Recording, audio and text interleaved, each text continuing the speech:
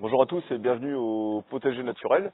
Donc nous sommes au milieu du mois de novembre et on va revenir un petit peu sur les semis qu'on avait fait le mois précédent en octobre, les semis de tomates. Et cette vidéo sera aussi l'occasion de revoir certains points clés pour la réussite de cette expérience et également de répondre aux nombreux commentaires et à certaines de vos questions. Voilà, donc c'est parti pour cette vidéo.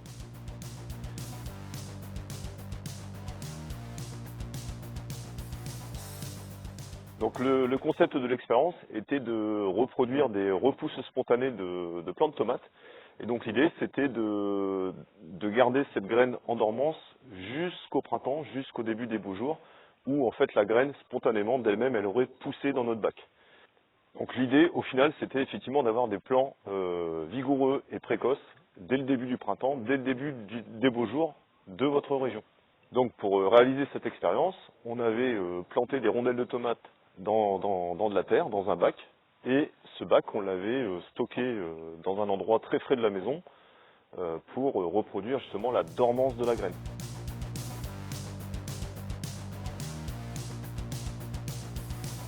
Donc avant de répondre aux différentes questions, les principales du moins, celles qui reviennent assez souvent, j'ai eu aussi beaucoup de commentaires de jardiniers qui avaient déjà pratiqué cette philosophie un petit peu d'essayer de reproduire la repousse spontanée. Et c'est très encourageant parce que beaucoup d'entre eux ont des succès chaque année avec ce type de méthode. Donc une première remarque qui revenait très souvent dans les commentaires, c'est quel est l'intérêt de faire pousser des tomates en hiver.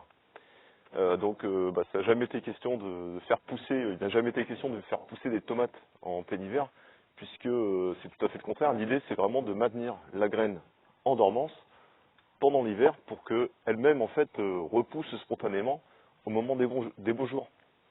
Alors ensuite une deuxième question qui revenait assez souvent, c'était la fréquence d'arrosage.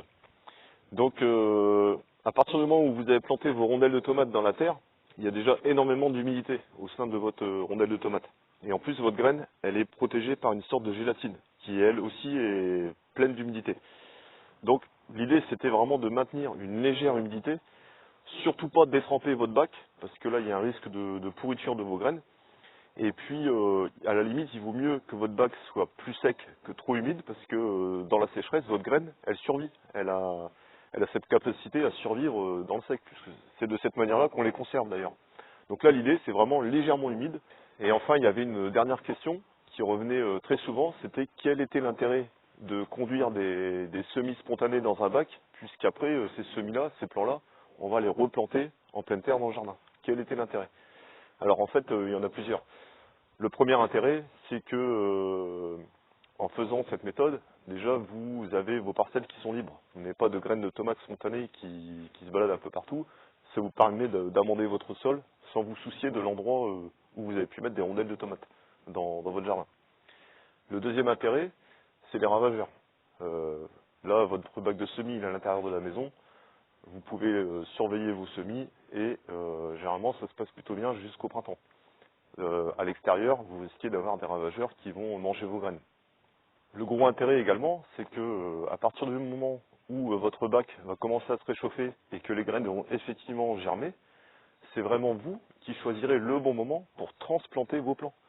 Dans la nature, enfin du moins dans votre jardin, quand vous allez avoir des semis spontanés, on imagine une germination le 15 février, vous n'êtes pas à l'abri qu'il y ait une grosse gelée et à ce moment-là, tous vos plants spontanés, vous pouvez tous les perdre. Et ça, la nature, elle est formelle. La tomate, ça gèle, ça n'aime pas le froid. Donc là, l'avantage, c'est vraiment de mélanger un petit peu, d'avoir l'avantage du semi-spontané, tout en gardant la maîtrise sur celui-ci au moment de la plantation.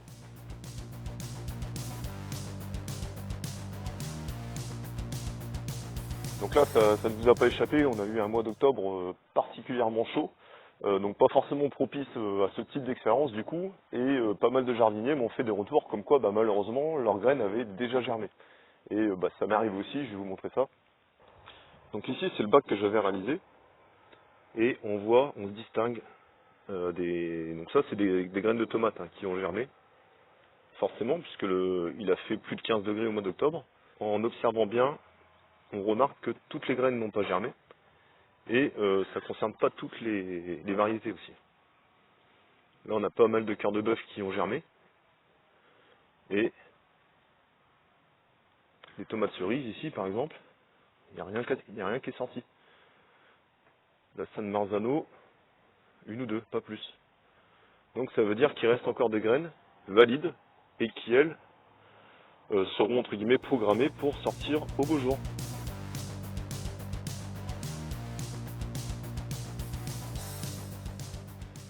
Donc vous avez vu ici en octobre, en Picardie, on a eu quand même pas mal de graines qui ont germé.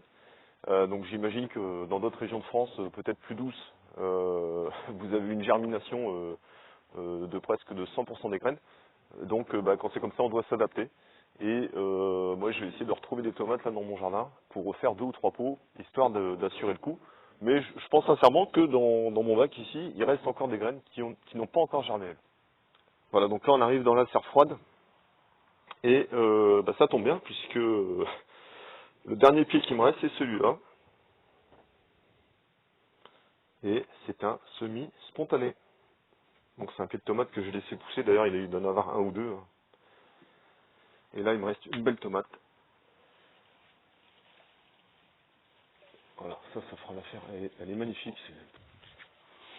Voilà, donc là j'ai préparé, donc j'ai pris ma terre de jardin, comme on avait fait au mois d'octobre. Ma fameuse tomate, la dernière qui me reste d'ailleurs. Et puis là je vais mettre dans des pots, ça sera plus simple à manipuler.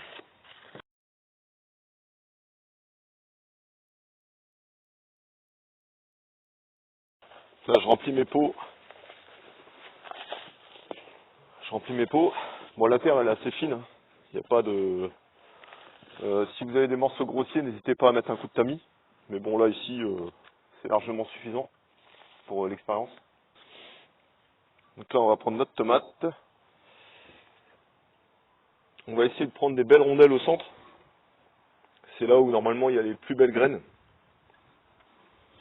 Et on vient couper des fines tranches. Voilà, comme ceci. Donc là vous voyez, là il y a plein d'humidité. Hein. Regardez.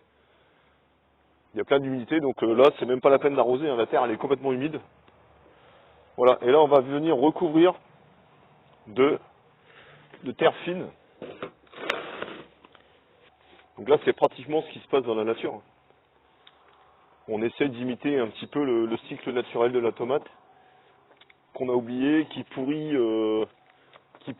sur votre butte de culture. Et puis au mois de mars, vous avez des pieds magnifiques qui poussent.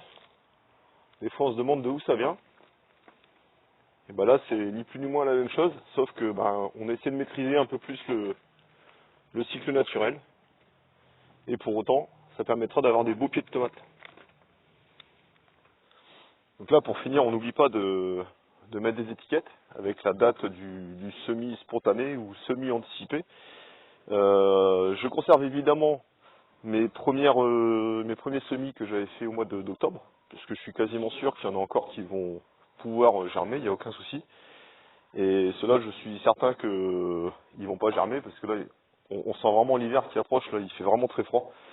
Là, vous mettez ça dans un sous-sol ou dans une cave, et dès que le printemps arrive, vous les ressortez, et normalement, vous allez voir, ça va germer naturellement. Donc moi, c'est vraiment la première année que je réalise cette expérience, n'hésitez pas à me faire des retours, des commentaires. Puis évidemment, ça vous permettra aussi à tous d'échanger sur cette méthode, et de partager vos réussites ou vos échecs. Voilà. Eh bien écoutez, j'espère que cette vidéo vous aura plu. Et puis, je vous souhaite à tous un très bon jardinage et à très bientôt. Allez, salut, ciao!